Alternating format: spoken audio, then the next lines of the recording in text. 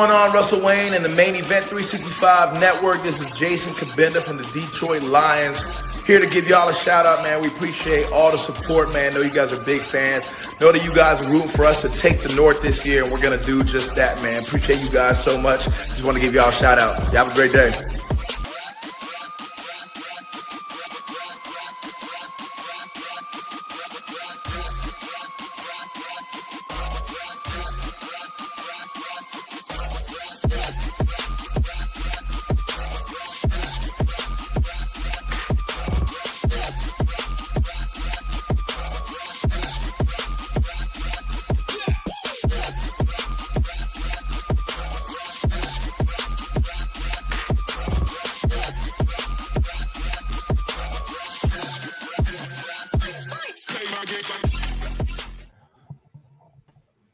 Hello, everyone, and welcome to the live show. This is the NFC North Open Mic. It's open mic night, so put in your comments, put in your questions. I am your host, Main Event Mike. Show brought to you by the Main Event 365. It's the NFC North Open Mic. We are representing all four teams here.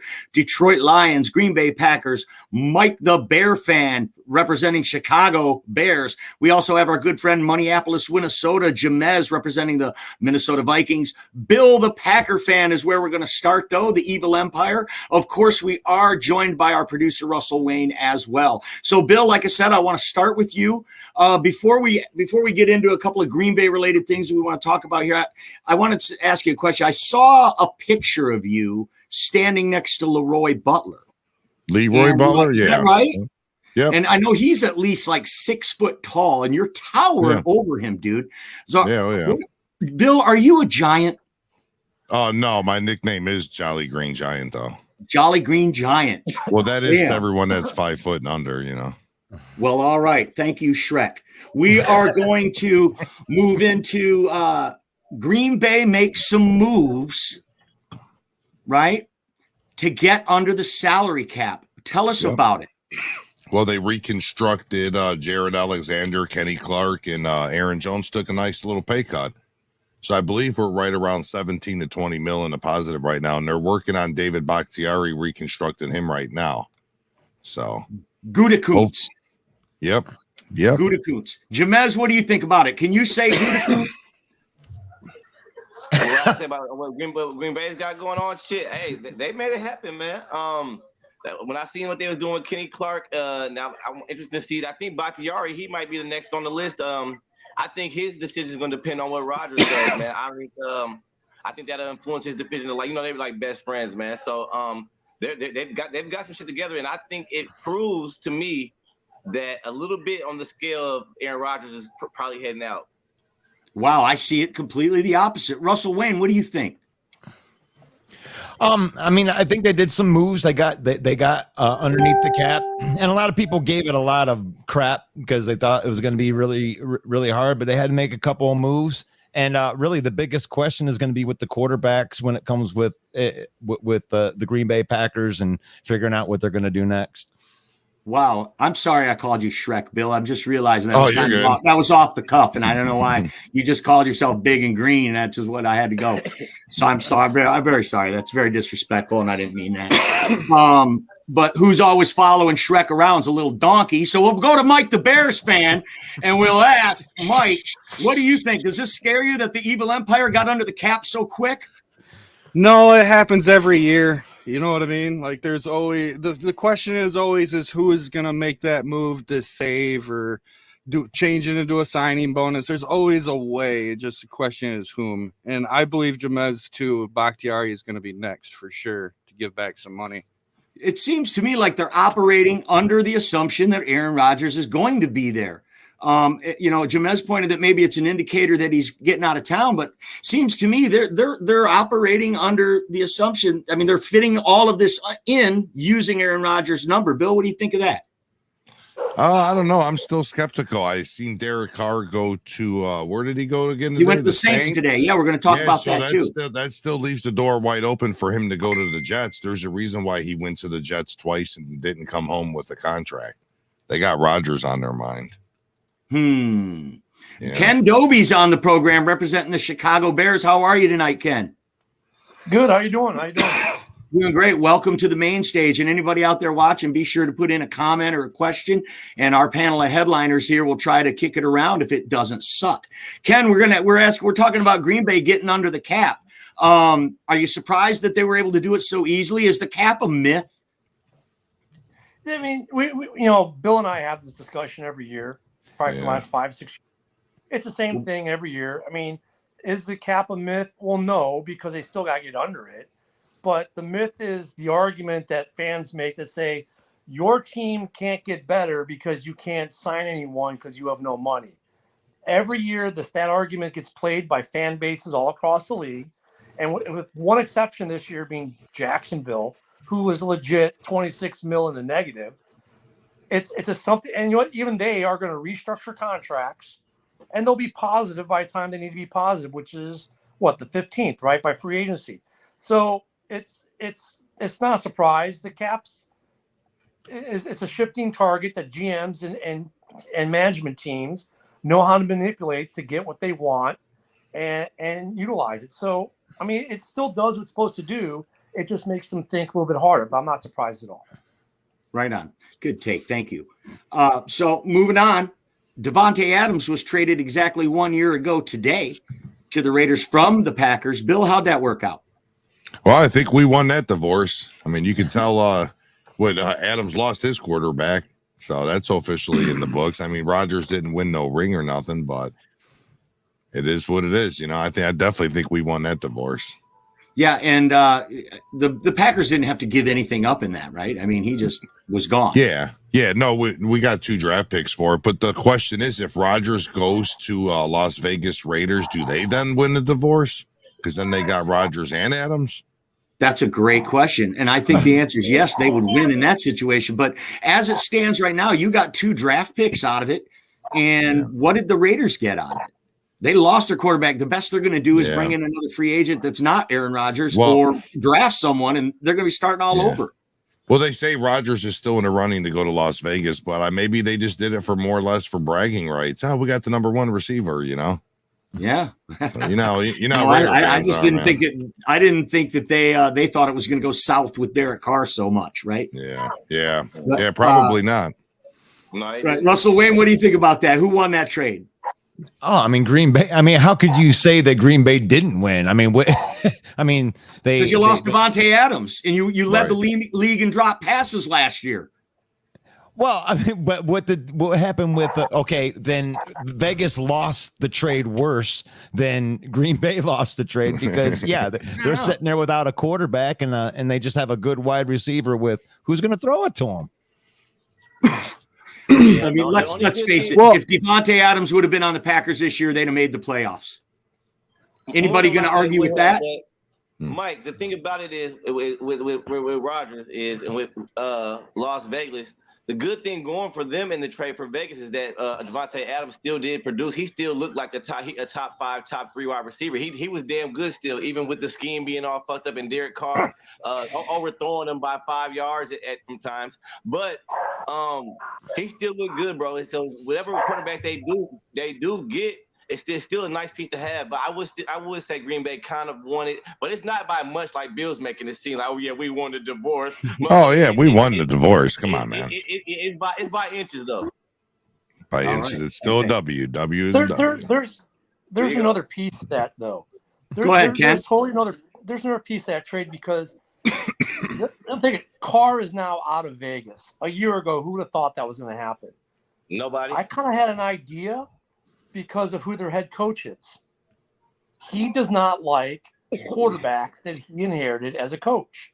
That's the second good quarterback he's run out of town. Look, you can say what you want to say about Cutler because he was a Bear, whatever. But when he was in Denver, they were a good team with Cutler's quarterback. McDaniels gets there within months. He's gone. McDaniels gets to Vegas within a season. Carr is now a Saint. I think that trade, when it was made coming into last season, we all thought Vegas was better than what Vegas ended up being. I think a lot of that falls directly on McDaniels as a head coach because that team had a ton of talent and they had a couple of injuries, sure, and they had the usual Raider stuff that happens.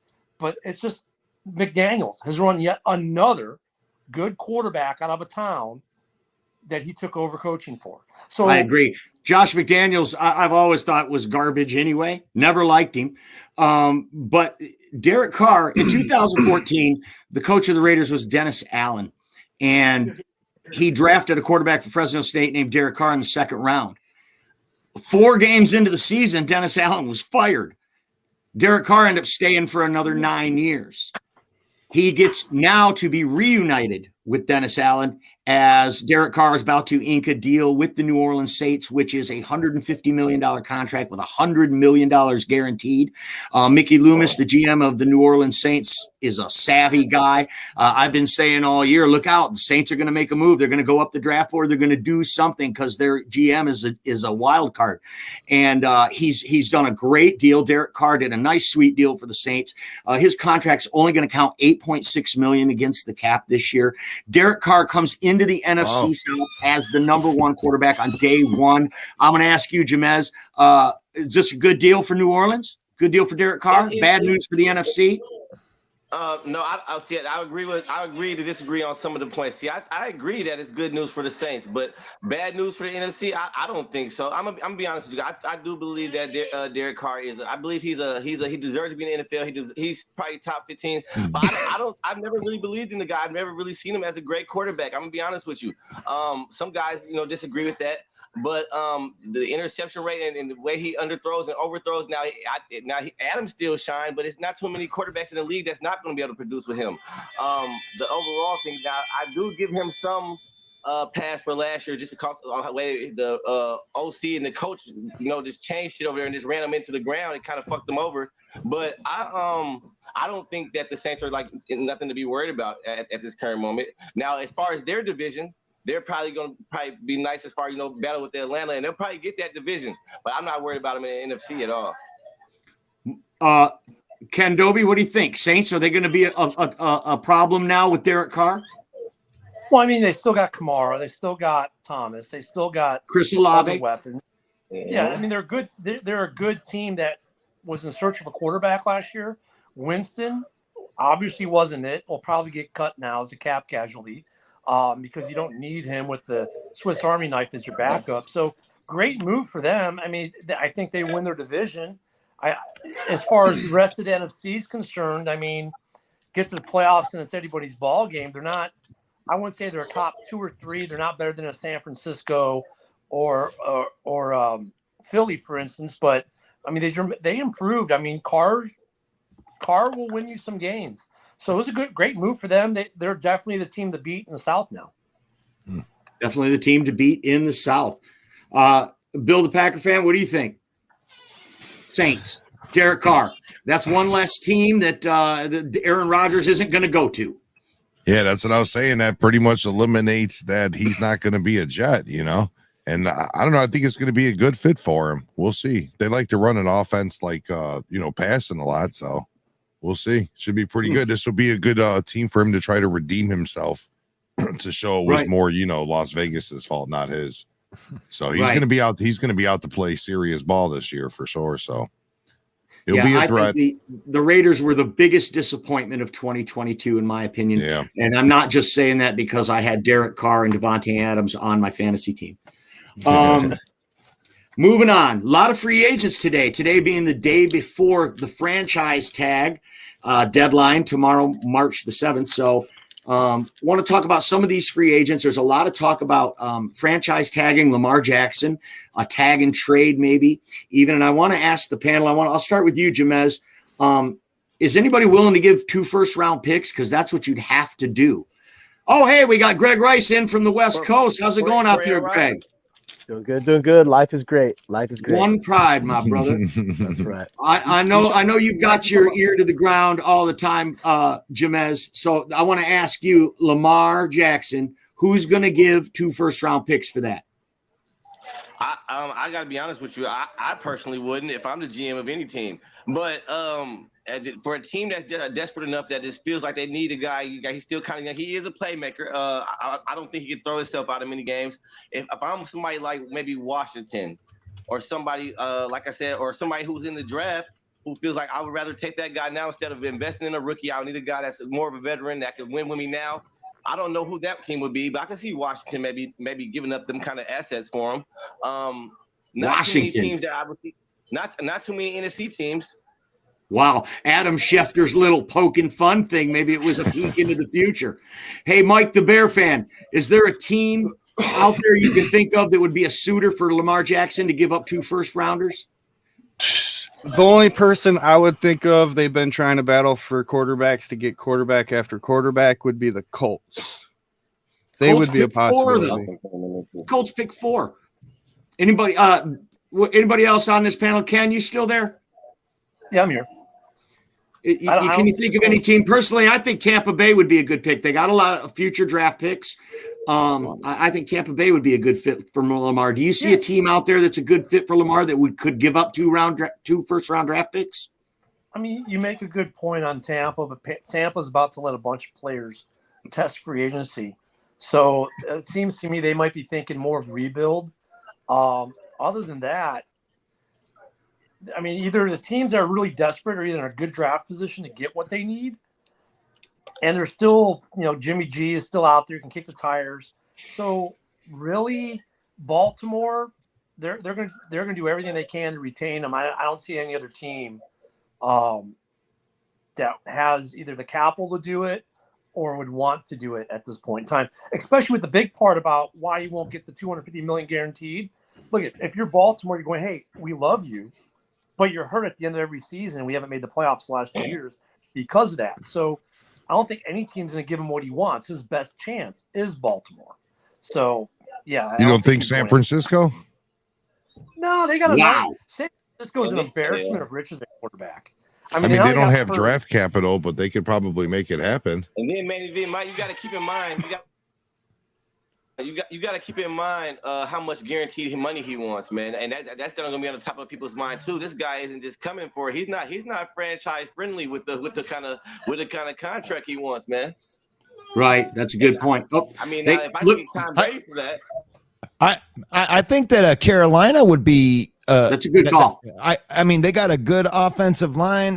They proved that they have a pretty good young defense, so they got a lot of good players that are on rookie contracts, and they could give up the capital, drop a quarterback onto that team, and I think that they would be a contender in the NFC. Man, That's a good call, Russ. Also, we hear that Derrick Henry might be released by the Titans. Wow. That changes things too. I mean, where in the heck would be a good landing spot for Derrick Henry? Jamez, you got any thoughts on that? I saw that the Chicago Bears were kind of like salvaged earlier in the group, but a good fit for him, man. I haven't thought about it much, but if you're looking for a team that you just feel like you just need a guy to brew, or you got to need to I'd say either the Bills or the Eagles. Bills. Wow, Bills. That's interesting. Bills or the Eagles. That's nice. hey, Mike. Yeah, go ahead, Greg. Hey, let me jump in on this Lamar Jackson. We just completely slid past the NFC South's most obvious team. Obviously, it's not going to be the Saints after the Derek Carr signing. No one brought up the Falcons. This team has the second most cap space. Look, I know they got Desmond Ridder in the wing, but look at what they have right now. This is a good young team with a good young core. You got A.J. Terrell on the defense.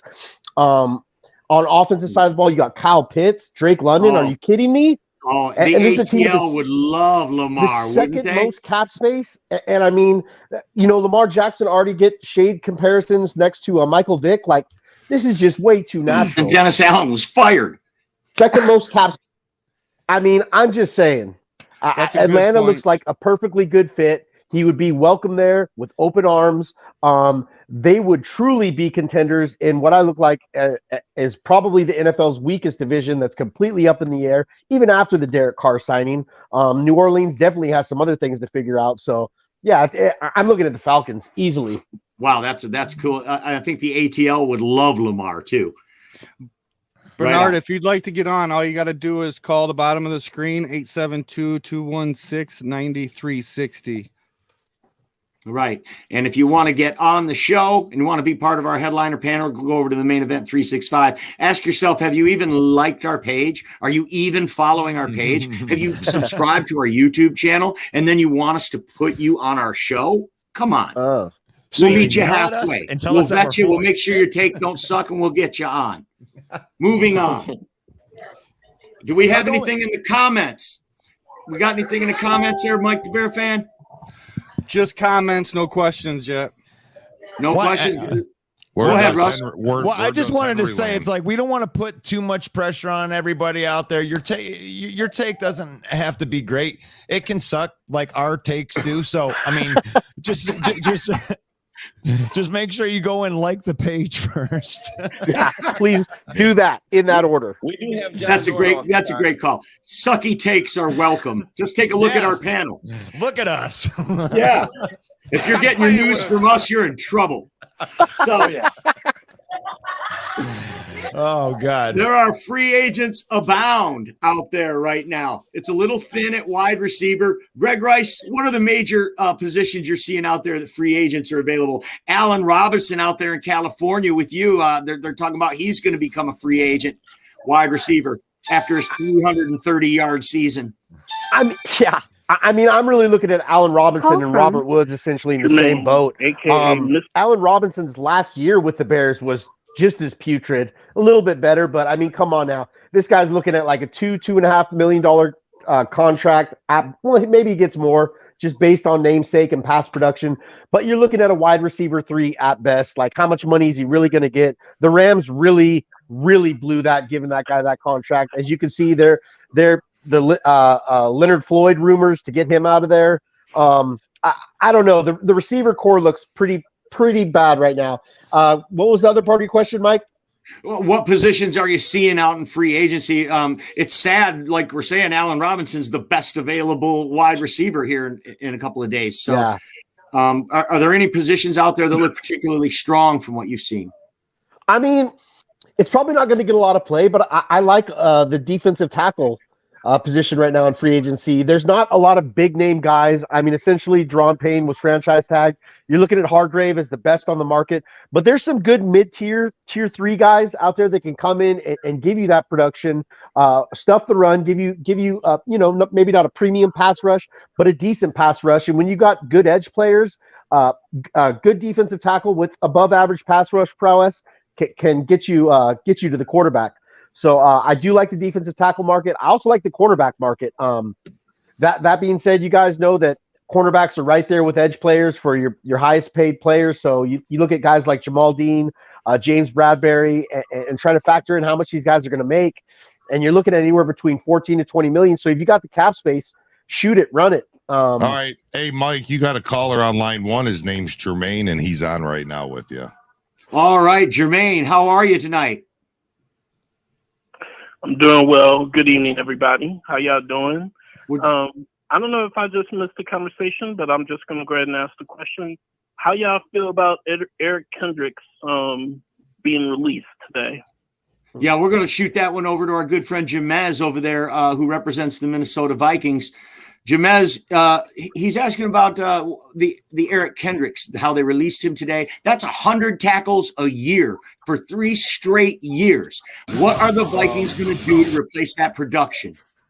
Well, I'm gonna be honest with when I first heard the Kendricks news today, I was a bit surprised. Not surprised essentially that they released him, but the fact that he was the first one to bite the bullet, the fact that he was the first one to get let go. I think they're trying to send a message to the rest of the team that you see we're letting this top 10 linebacker go. If you don't give back some of that money, your ass is probably next. I think they're trying to be they're running a stern ship around there, man. It cleared us about $9.5 million, so that was good. You know, the fact that he's not owed any more guaranteed money, so we don't owe him another dime.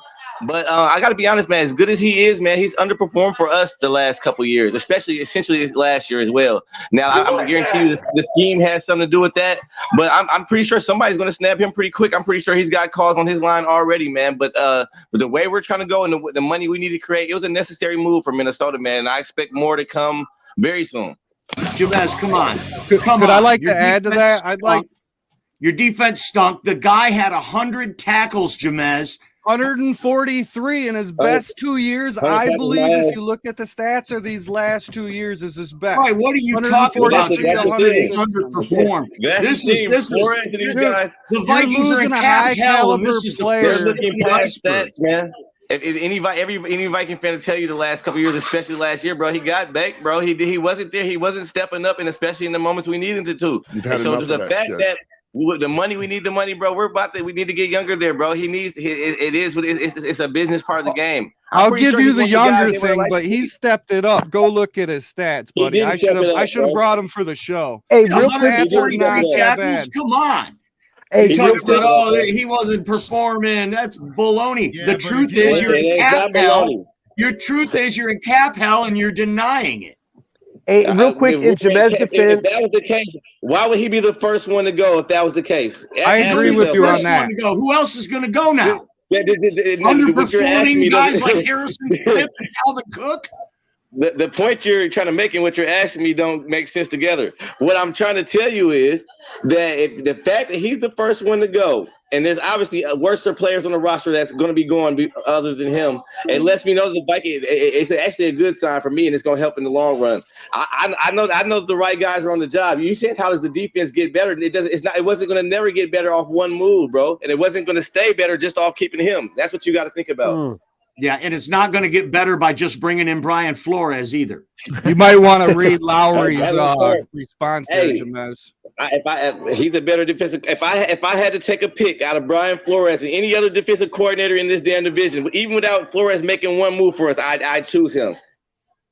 Yeah, Without I him like making it too. one I move. thought it was a great hire. But you You can't guys know what they're explain this away. Greg Rice, tell me about it. How bad are the Vikings going to miss Eric Kendricks? oh, they're going to miss him. I mean, that guy's been a staple for their defense for quite a minute. And I knew the moment they let Anthony Barr go that Eric Kendricks was right around the corner. You know, they came into the league together, both UCLA Bruins, both great players in college, both great players on the professional level. But the moment Barr went, you knew Kendricks' time was coming soon too as well. In Jamez's defense, the numbers are there. Your regular stats are there. On that note, Mike and Mike, so you guys are right on that. But according to PFF, his grade has slipped. As Jamez says, he did miss some tackles. He was out of position a little bit more than usual. That being said, you're still talking about a top 15, if you want to be a big hater on him, a top 15 linebacker who can come in, contribute to any team. I think he could essentially go to either the Bears or Lions and instantly be the best linebacker in either of those linebacker rooms. So, and as well as I'd probably say at least another 12 teams. So his presence will be missed, his veteran leadership. It's also the intangibles that you're going to miss. I mean, that guy was kind of your quarterback of your defense. I'm a huge Kendricks fan. It's going to be interesting to see how the rest of these dominoes fall for the Vikings. Right. Bill, the Packer fan, are you like me hoping that he's going to get out of this division if he's not going to play for my team? Because I'm going to be happy not to see that guy twice a year again. Oh yeah, for sure. I'm just super excited to watch, the Vikings regime, plane crash into the cornfield and all the Viking fans scatter among Facebook. What do we do? Where do we go? How do we act? I can't wait to see this go down. It does seem like it's spiraling down, doesn't it? Yeah. And this is just the tip of the iceberg for them. Yeah, the plane is running out of gas. Yeah, welcome back to 7 Wins. We do want to thank our caller for calling in, though. Thank you so much. If you want to call and voice your opinion, call 872-216-9360 and let your voice be heard. This is Open Mic Night on the main stage, brought to you by the Main Event 365. Next topic that we're going to talk about is for Greg Rice specifically. Greg, it's time to dream another dream, my friend, because Tony Pollard has been given the franchise tag by the Dallas Cowboys. It is likely that he will never play for the Detroit Lions. How do you feel about it? Well, since you put it that way, so politely and elegantly, I feel so much better. No, I'm a huge Tony Pollard fan. He's probably my favorite running back in the league. He absolutely demolished every single team he played in the North last year. And I had fun watching 3 out of 4 of those games. Not so much fun watching him torch our Lions, but he's a great player, and he's splitting. I like what the Cowboys, Niners, and I hate to say this, but what the Packers are doing, they got this split snap back where they're splitting snaps between each back, and they're getting good production from each of them, and they're not wearing and tearing down their backers. Zeke will never live up to that contract, sadly, but he doesn't have to. Are they going to cut him? No, he's going to have to take a pay. from what I understand, he's going to have to take a pay cut, man. There's no way you can pay that guy $11 million. His stats weren't as bad as people think. He still rushed for 900 yards, 10 touchdowns, but he is essentially your third down back. And you look at Pollard as your explosive, your scat back, your big play guy. And for Zeke, that's just it's over now for him. So he's going to have to take a cut, or he could potentially get cut if he doesn't want to take one. But I know he's got a badass house in the Dallas area, so I'm thinking he takes a cut. I want to ask Jamez about Adam Thielen. What do you think they should do about Adam Thielen?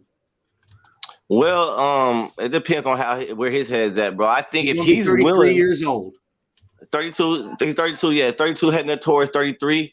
If it feels like he doesn't want to take the pay cut, he just feels like, you know what, I've earned this money, or I could be just as good on another team, then that's one thing. But if he's of the mindset of, I want to retire a Viking, I'm willing to do what it takes for the better of the team so we can get under the cap and do what we need to do to get other players and, secure the rookies and all that, then I say we work with him, man. I'm a big Adam Thielen fan, man, not just because he's a hometown guy, just I know his story and his path to the NFL.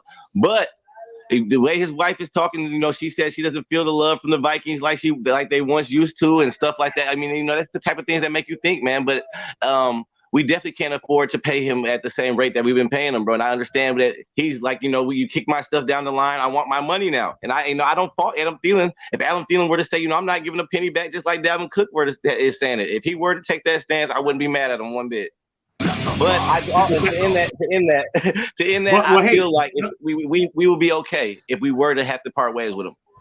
Yeah, well, like you said, he's a local guy. He's got kids. He's rooted there in the community. He's been there so long. He's going to be 33 years old. Shouldn't he just take the veteran minimum and, help the team and be glad he's got a job? Because I don't see anybody paying him that much money, even though he's still got some game in him. Yeah, for sure. I agree with that 100%. And you got to think, especially, man, you coming into the league undrafted, man. We already made you the $55 million guy, man. So he got a pretty good contract, man. Especially before that was before they started doing like they did after the Christian Kirk move. Receivers weren't getting that much then, but yeah, that and I think that's fair, bro. At this point in his career. That's let the bodies hit the floor, because that's your roster right there. Hey, we doing NFL cuts, man, and that's what it is. Don't mind us. That's right. Sacrifices must be made, man. Facebook user says Thielen for certain will take a pay cut, and I think that's how I feel too. That just he's too rooted in the community. I mean, it just doesn't make sense for Thielen to go anywhere else. We're just getting a little rumor in here through the chat. Says Tremaine Edmonds of Buffalo may be moved due to cap. He might be a cap casualty. Somebody who's not going to be a cap casualty is Geno Smith, quarterback for the Seattle Seahawks, comeback player of the year today. The Seattle Seahawks signed him to an extension to keep him with Seattle. Bill the Packer fan, any ramifications here for the NFC North? Any just be ready. When we trade Aaron Rodgers and Jordan Love makes that start, I don't want to hear everybody crying. Ken, don't give me that look, because I already see it, man. The take I was looking for was this is another team that now is not looking for a quarterback. Ken Doby, what do you think about Geno re-signing with the Seahawks? Well, we knew that was going to happen. I mean, I think I don't think there's anyone in the NFL who's surprised one bit that Seattle re-signed Smith. I'm surprised at the length and the amount of the contract. That could be, but given that coaching staff and their track record, I'm really kind of not. It works for them. Look, whatever they do in Seattle, whatever's in the water there, it seems to work for them. We don't get it. We all look at going, what?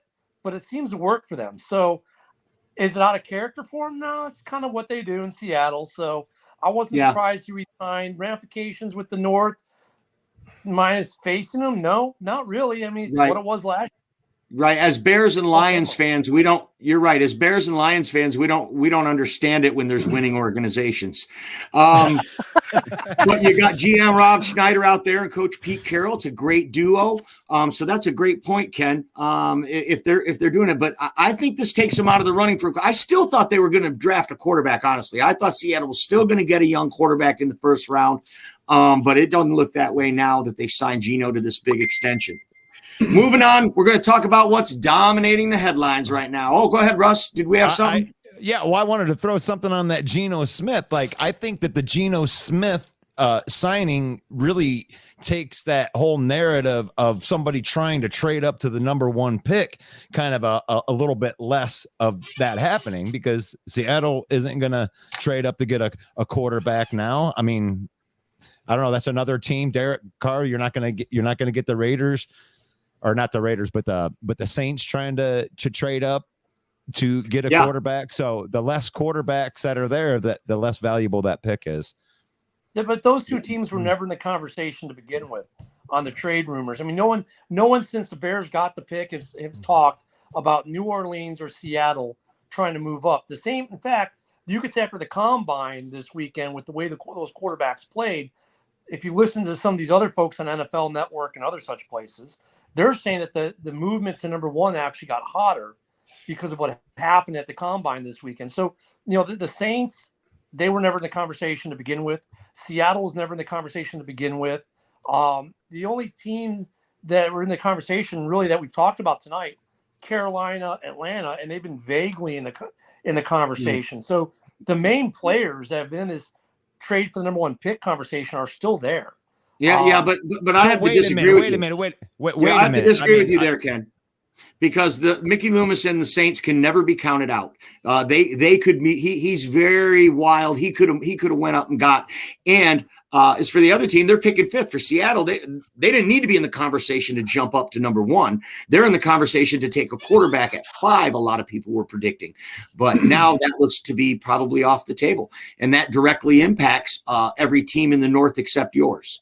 What were you going to say, Russ? Well, what I was going to say is like, for me, the combine, I'm looking at 4 quarterbacks. It's diluted. It's like you got Bryce Young, who's the best, overall prospect, but he's 5'3", and you got Will Levis, who has a rocket arm. I mean, he's got the throw power like Justin Herbert, but there's a lot of questions about the yeah. And then you got CJ Stroud, who's probably the most complete, like all around. He's got some movement, he's accurate. And then there's Anthony Richardson, who just ran out of the track, who wasn't in the conversation as one of the top guys, but definitely ran himself right into the conversation. So with 4 quarterbacks there, which one to you, Ken, is the one that someone would trade up the number 1 and give up their future for? Stroud. I think you're going to see movement for Stroud. I think there's a big gap between the top 2 and then everyone else. And while Richardson made himself part of the conversation, yes. And while Mr. Hare made himself part of the conversation, yes, they're not the top 2.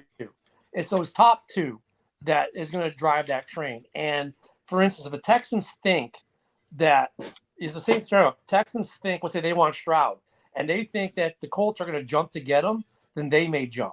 And then the Colts may go, well, wait a minute. So there's still a lot of play, because I think it's all about those top 2. I think the quarterback situation, the draft is a little bit deep, where Richardson is probably, now he could be a first rounder, whereas before he'd be a second round guy. But I mean, it's still about those top 2. And that's why there's going to be a lot of movement, because those top 2 will make certain teams do stupid things. And we see it every year. Okay, well, I'm going to retort to that with a little bit of the PFF. I don't know how much you trust the PFF stuff, but Richardson was the 11th overall prospect before the 40. Before the combine, and now he's the 6th overall prospect. So 4 out of the top 6 prospects are quarterbacks. How does that help you? The big knock on Richardson, his percentage last year was 53. So you can drop 10% per pro. That's 43% completion rate is what you can realistically expect as a rookie. He didn't win many games for the Gators. They were an team, right? So I mean, that's got to be taken into account by these guys as well. That's why before the combine, people were thinking, well, maybe in the second round, someone will take a go at him. No, he was never considered a second rounder. He was never late first round, early second. Now he's probably moved into that top 15 picks. But when you look at his he did, and what his percentages are and what you can expect as a drop off of rookie year, that will scare some people off. It's still about those top two prospects. That's what it's about. We had this conversation like a week or something ago, and the value of the first round pick, I don't think he devalued much because it only knocked the Saints off the board. You still got the Texans, the Jets, the Raiders, the Panthers, the Bucks, the Colts. Falcons, they still need quarterbacks, so it didn't devalue much, if it devalued at all. I don't think it devalued at all. Like Ken said, Richardson, some people said he was a first rounder, some people said he didn't. You know what I mean? I personally like Richardson. So here's the problem with that is that Arizona's already on record saying that they would trade out of their pick. So really, you are in a two-legged race. So why would somebody give up like multiple picks to move up to 1 when they could pay less to get it at 3? I mean, really, are those two guys? Because they don't. Because if, let's say the Colts move up, and now you got the Colts and the Texans drafting 1, 2, the best 2 quarterbacks are off the board. Now you're going to get number 3 or number 4, but there's 4 quarterbacks. There's 4 quarterbacks, so it doesn't matter. But you don't know who they're looking at. You're dreaming. Yeah. You're dreaming if you think someone. I'm a Lion fan, so I know what it's like to pick in the top 5 over and over and over again. And you know what they talk about every year? Trading back. Oh, all we need to do is trade down, and it's like it never fucking happens. But all you need is that one wow to be like, I want to move up. That's all it takes. Yeah, but only the Bears do that. Only the Bears. I'm not saying the Bears, just minus the Bears, just overall in general. It's slim to none. When has it happened beside the Bears doing it? Look, if you're any team out there except for the Texans, and you covet Stroud, and you covered Stroud with everything you want, you're jumping, because if you don't take if no one trades out with the Bears at 1, then it's guess a big what? if. Stroud is gone at 2. So that's why teams will do it. And it's not like the Bears only team who's jumped for a quarterback. But if you covet Stroud and you're sitting at 4 or at 5 or at 9, there's no chance in hell. So Stroud's your guy, and he's the one you want to build your organization on. You have no choice but to jump to number 1 to get him. So I agree with that, and I like what you said before. It could be the Colts. It could even be the Texans to ensure that they get C.J. Stroud.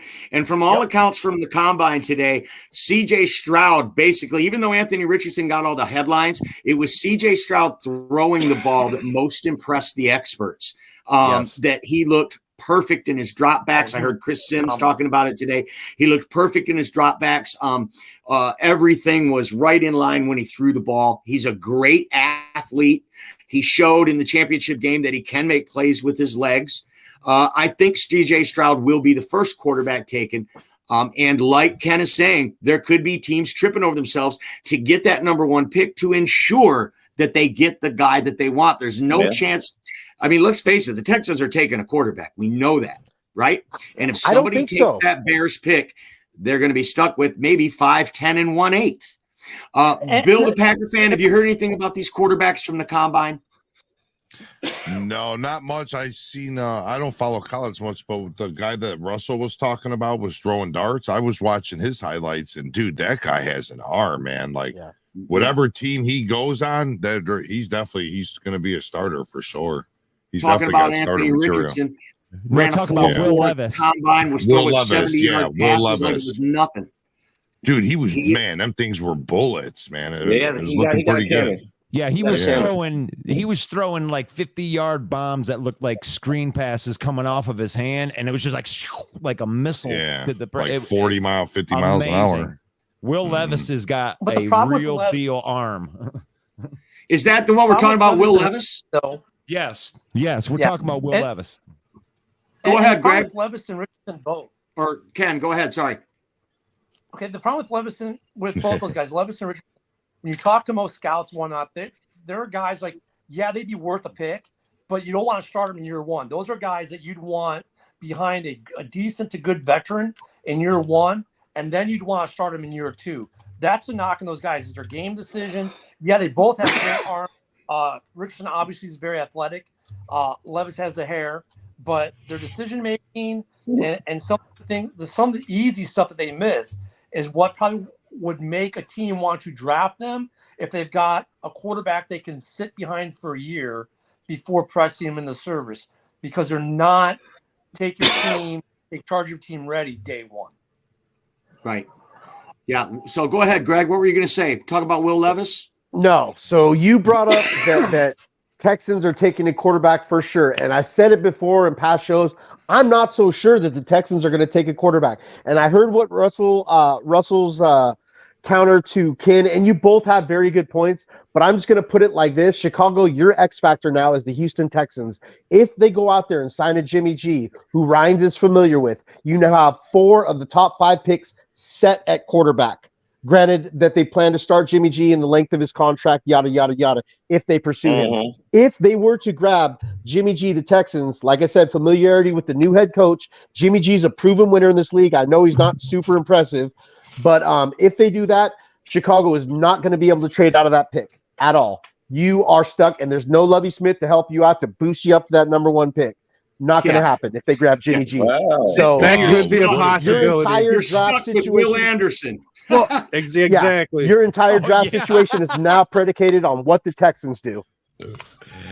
Yeah. Right on. So that's a good take. If you've got a good take, call into the show, 872-216-9360.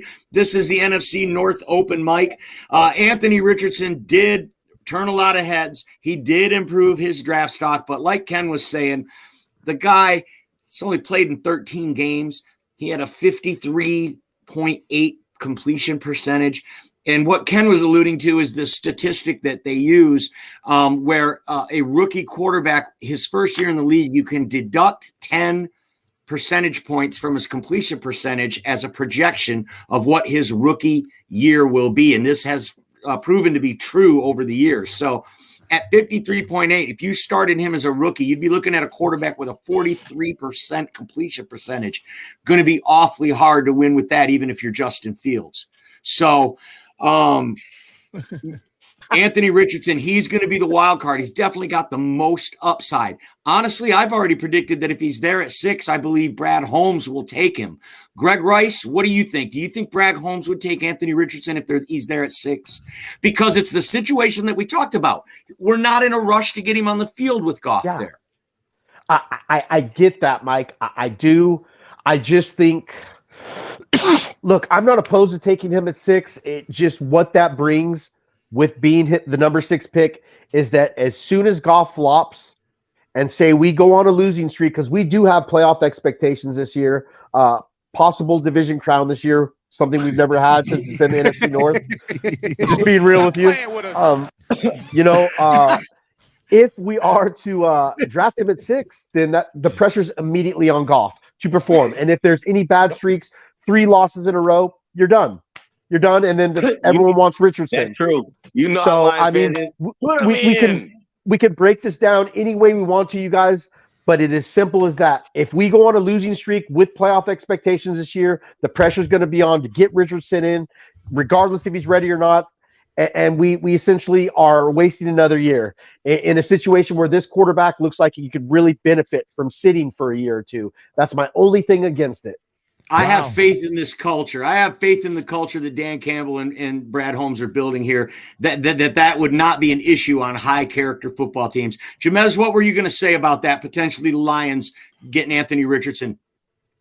I would say that I do believe that I agree with Greg that if the second Jared Goff turns into Jared Goof, if it happens consecutively, now they won't torch him over a bad game. Now let's say Goff looks bad 2, possibly 3 weeks in a row. You know damn well that the fan base, they're calling for, man, let's get the young kid in there. Yep. And that not only puts the pressure on the young kid to get thrown into the game, but now you got Jared Goff feeling some type of way because he knows, you know what I'm saying? Now he's really got the pressure. He might play worse now.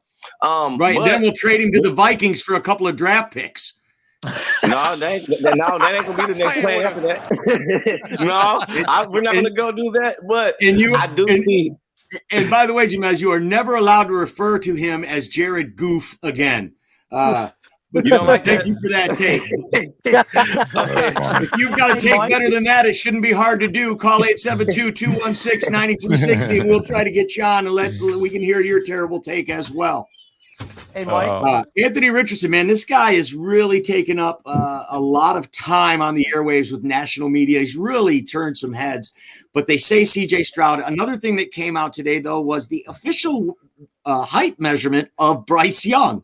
All this time they've been saying 6 foot, 6 foot. We come to find out he's 5'10" and 1/8. He's half the size of Bill the Packer fan. So, right, he's Jameza's size. Tell me. Stop with the fake news. I mean, everybody compared him to Russ. Everybody compared him to Drew Brees or Russell Wilson. He's smaller than both of those guys. This would, in fact, be the smallest QB drafted since Doug Flutie. And I want to know, do you think Bryce Young can hold up to an NFL beating Russell Wayne? Oh, you had to go to me first on this. Or if you're just making it up. Absolutely not, man.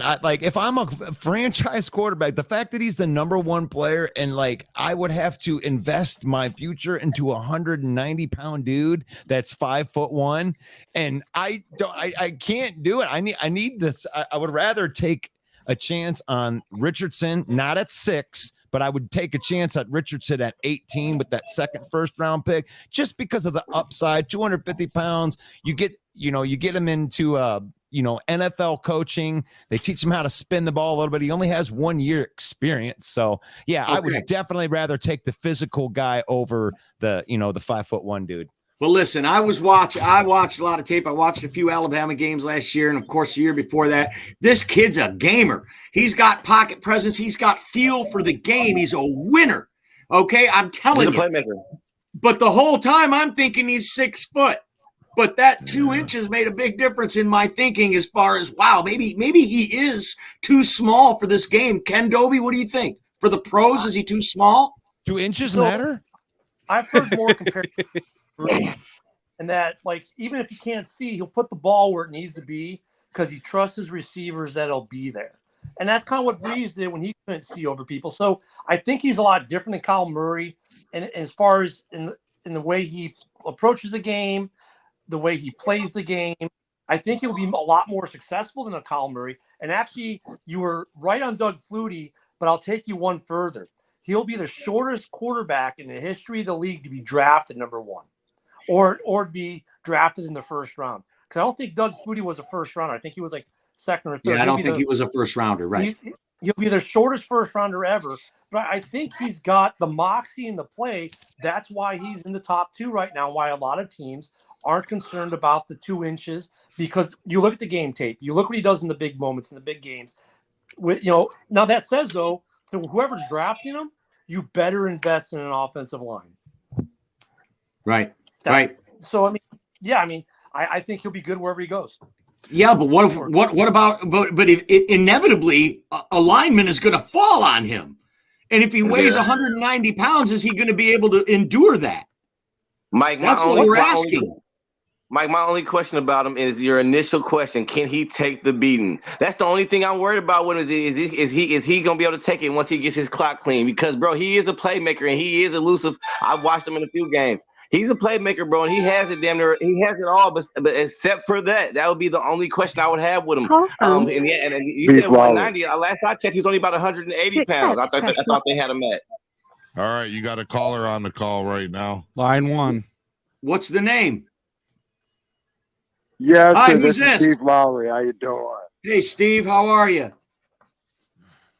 Oh, we're doing all right. I just wanted to say, you guys talking about prospects and who's going to go where. One of the things you have to look at is a lot of the folks that are drafted up there. The issues are larger than quarterback.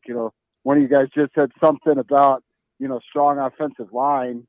I mean, look at Derek Carr's older brother there. What happened with him? You take a talent and he's getting sacked 6-7 times a game. That puts an effect on a guy.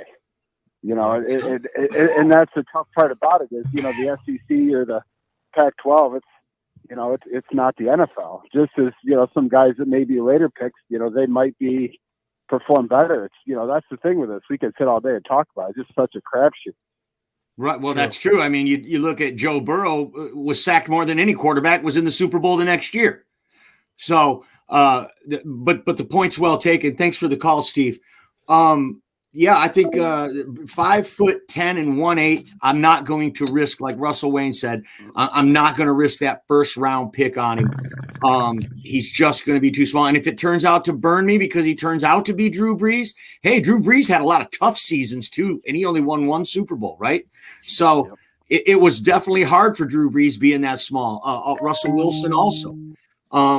Very hard for them to overcome that height. And a lot of times, anytime that a player has a deficiency, whether it be short arms, small hands, whatever it is, they have to be good in other areas to compensate for that. And Bryce Young definitely has those traits that where he can overcome a deficiency. But in today's NFL, if you're a team that needs a quarterback, and a lot of these teams, it's the parity is so close in the NFL now. A great quarterback is what puts you over the edge and gives you the edge above these other teams. We've seen it over and over again, especially in our own division, as the Packer fans can attest to. Having a superior quarterback means having a superior team most of the time. So and that's exactly what we're talking about with Derek Carr and the Saints. He instantly becomes the best quarterback in the division now, which gives them the clearest path to the playoffs where anything can happen. Well, we're coming up on it. We got any other comments we wanted to hit, Russ? Okay, let me see. I don't see. I mean, I wasn't doing that. That's Mike the Bear fan thing right there. You got any comments in there, Mike the Bear fan? Every comment I pop up on the screen. If it's a question, we get to it. Can we get everybody around the panel to give me a Go, Pack, go! That'd be, I mean, a good way to end the show. It doesn't matter how you're Producer wars. Oh, this is fun. Drop wars. You're not in the inner circle. When it comes to me, they don't know shit. There's one new thing that we didn't get to. I don't know if anybody's seen it, but I seen it out there that possibly somebody's talking to the Niners. They got some kind of inside the organization with a guy coming out of retirement. Phillip Rivers. Tom Brady. Oh, no. Let's stop with the fake news. Tom Brady. Dolphins. Yeah, Brady's Dolphins link has been reposted. Yeah. So you got that Rivers taught. You have two things out there. Rivers contacted the Niners last year is what that was talking about. And the other one I saw today, which is like, it's kind of ironic that there's now a rumor that Brady could come out of retirement again to play for Miami, who, by the way, remember, forfeited their pick this year for illegally talking to Brady the first time. Yep. So Yes, there's sir. that rumor, but yeah, okay. So do you think if Brady signs with Miami, Rodgers retires then, since they won't be in the same year Hall of Fame class? Maybe. Yeah, I do think that's the only reason Karen hasn't retired, because he doesn't want to share the podium with Brady. Yeah. You don't think he's got 59 million reasons to come back and play next year? I'm sure he does. Yeah. 59 million reasons. You know that money, every motherfucker ain't walking away from no. So Kyle says, I mean, this is something we could send around here. How are we all really feeling about Jordan Love? Thanks, Kyle, for the comment. We'll start with our host. What do you think, man? What do you think about Jordan Love as a starting QB? No, because he's the unknown for me. We beat the Packers the last 3 games in a row. I'm ready to keep the old man there in Green Bay, and let's just keep whooping him. I don't want to see Jordan Love come in. I want to see Aaron Rodgers stay right where he's at and keep getting beat. I'm not upset about it. All right. How about you, Jamez? How are you really feeling about Jordan Love at this? If you got to face him next year and not Aaron Rodgers. To be honest with you, I feel a little bit different than Mike. Even though I would love to whoop on Rodgers myself, I don't think Jordan Love is gonna be able to fill his shoes. I want old man Rodgers, Sharon Rodgers out of here, bro. I want him on the goddamn somewhere about here in the AFC somewhere, and I want Jordan. I want Jessica Love to have to come to Minneapolis. And we're gonna toss his little ass in the 3rd row, bro. He's not ready to play for Green Bay. He's not ready to fill those. They're not getting that lucky 3 times in a row, bro. It's not happening. The law of averages working against the Packers. Well, we got to put you out there. We know how you feel, Bill, but go ahead and spill your guts. Let me start out with this for Jamez. Just stop with the fake news. Yeah, stop with the fake news, because Jordan Love is about to be the starter in Green Bay. Jamez is really low-key scared of what the future holds for Green Bay. It's greener No, I'm grass not. on the other side right now. So, How about you, Ken? How are you feeling about Jordan Love? Top 5 quarterback? We talked about this the other night. Well, no, not top 5. We talked about it the other night. I'm on record. I thought when the Packers drafted Love, I was like, wow, Packers are doing something smart. What they didn't bank on, they figured Rodgers had 2 years left. They draft Love late in the first, groom him for 2 years, and let's see what we got. Well, it's taken him 2 extra years. So is he going to be – he's going to be better than your average first-year starter, I think, because he obviously knows the offense. He knows the team. He's learned a lot. Is he going to be the 3rd Hall of Fame quarterback in a row for the Packers? Yep. I don't think so. What little, and I say little, we've seen on him. But it's for them, it's a better option than going with a brand new rookie. I mean, he knows their system. He knows the players. So for a first-year starter, I think he'd be above average. But am I scared of him? No. Not worried about it at all. So we want to know what you think out there in Facebook land too. Make sure you put your comment in there too. What do you think of Jordan Love, and do you think that he's going to be a good NFL quarterback? I'm going to send it over to you, Mike the Bear fan. What do you think? Well, it's the unknown. We don't know. You know what I mean? And last year, the Packers had the most drops, and that's with a Hall of Fame quarterback. So Jordan Love coming in, I'm not saying he's going to be a bust, but the odds are it's not good to be 3 in a row. All right, man. These we got a bunch of unknowns. Greg, are you willing to put yourself out there and say yes or no on this guy and make a prediction that will last? Do I think Jordan Love can be that guy? I think Jordan Love can absolutely be a good player. I don't think quite Hall of Fame. That's way too distant in the future. I liked what I saw from last year. That small sample size versus Philly. Granted, it was in a prevent defense. He seemed to build an immediate rapport with his receivers. And to be honest with you guys, I'm all on board with just letting Rodgers stay here. Let him just sap that money out of Green Bay so they can't sign really anybody else. They keep having to kick the can down the road. I'm better off with that than say this hypothetical that they're able to trade off Rodgers, put a special stipulation on that trade to where the other team takes most of that cap hit or guaranteed money, kind of like Khalil Mack type of trade, and they recop $20-30 million to put into free agents. You know, I'm not as down on the Packers as a lot of people on this panel are. I think they have a great young core. Devondre Campbell, Quay Walker, who needs to learn some discipline on the field, had a couple outbursts last year, but he's a good player. Rashawn Gary, that dude's an absolute beast. And Jair Alexander, you could be his biggest hater, but there's no way you can keep him off the top 5 corners in anyone's list. They have a good thing there.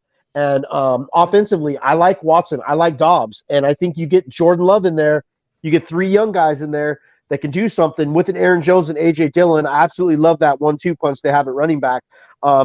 They need a couple pieces. They got some issues to figure out in safety, maybe on their interior D-line, what have you.